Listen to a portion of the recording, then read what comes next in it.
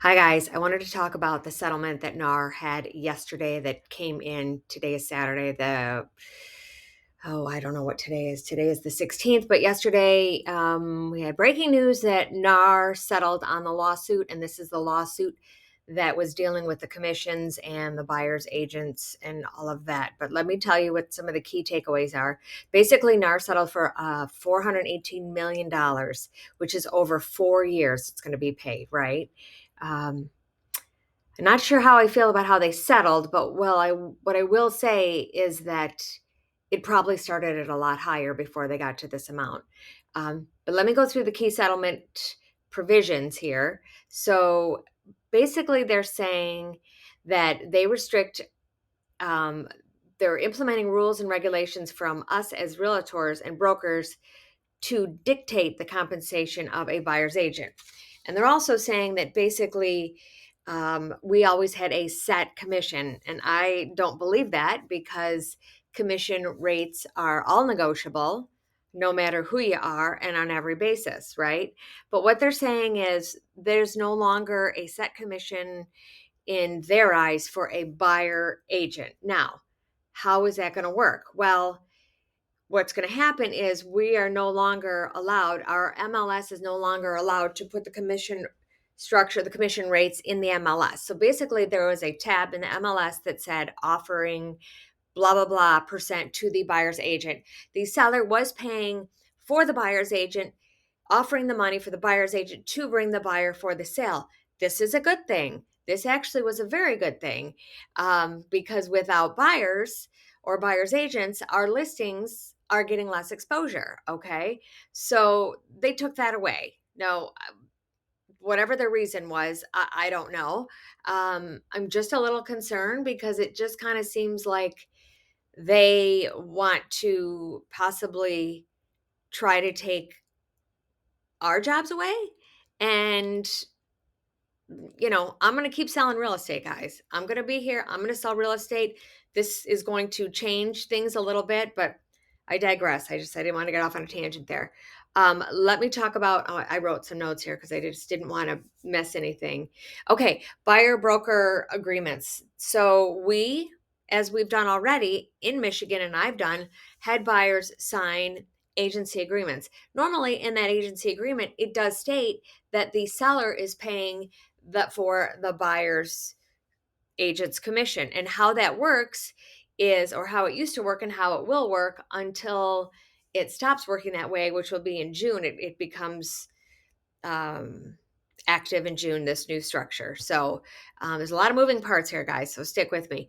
But what'll happen is that we have to have buyers sign these contracts. And like I said, I've always done it. Keller Williams Lakeside has made you have a buyer agency contract in effect prior to the closing of the property, and it should be prior to the first time an agent takes a buyer out, because buyers need fiduciary um, they need a fiduciary. They need fiduciary. They need representation. Okay, because basically, if you have a seller and a listing agent, you have a buyer's agent coming in.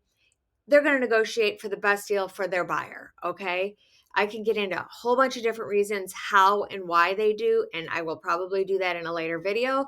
Why buyer's agents are valuable, but basically, on the buyer's agency, like I said, yeah, it's going to mandate how we write down this compensation. So basically, what's happening is that NAR has settled to allow us agents that belong to NAR, National Association of Realtors, that pay a fee to have this coverage and this organization we belong to.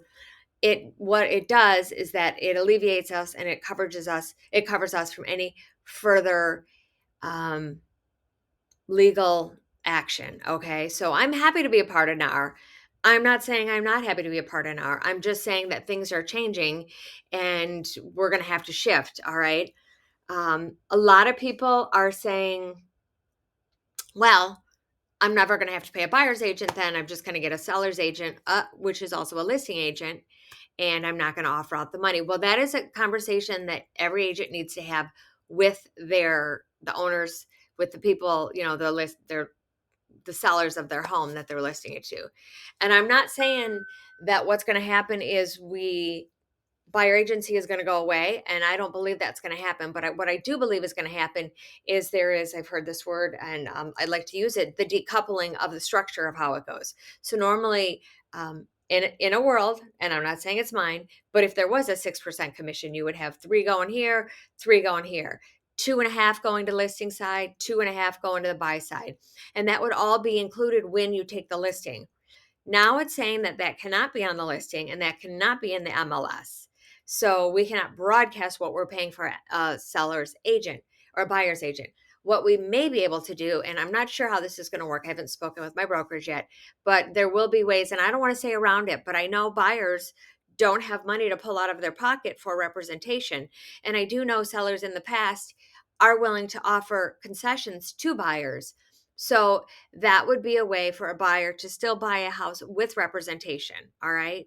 And I'm not sure that's going to work. I don't know if it's going to be how different brokers are going to do different things. I am with an international brokerage, and I'm waiting for guidance on what they suggest we should do.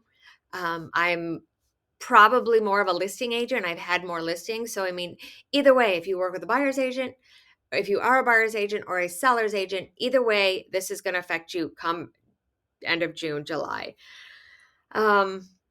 Yeah, there's mixed reactions, right? Especially for VA people and VA buyers, and basically buyers that don't have a lot of cash, right? How are they going to take money out of their pocket to pay an agent to go to bat for them? I am not saying that you want to do this on your own. There has been, I've had a number of transactions that are difficult. I mean, you have 2 parties. Okay, you have 2 different sets of personalities. Yeah, actually 4. As a buyer's agent, sometimes it's been challenging for me to get through the listing agent. You know, and if they're working directly with a buyer, I don't know how that's going to work, but I do know that we're going to wait and we're going to see what happens because this is not finalized. But what it's looking like is it is looking like the commission structure will be decoupled. And what will happen is people will be, and I don't want to say sellers, this is not like get out of jail free pass. Like you shouldn't say, well, great, I'm going to save 2.5%. I'm going to save 3%. I don't know if that's in your best interest because I don't know how this is all going to pan out. But I do know that we have to pivot as real estate agents because change is something that nobody can stop, and it just it continues because that is just life continues.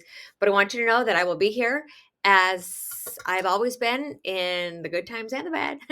I've been licensed for 17 years and I've seen a lot. So if you have any questions, drop them in the comments below. And other than that, I look forward to hearing what you have to say, and I will keep you guys updated when I have further information.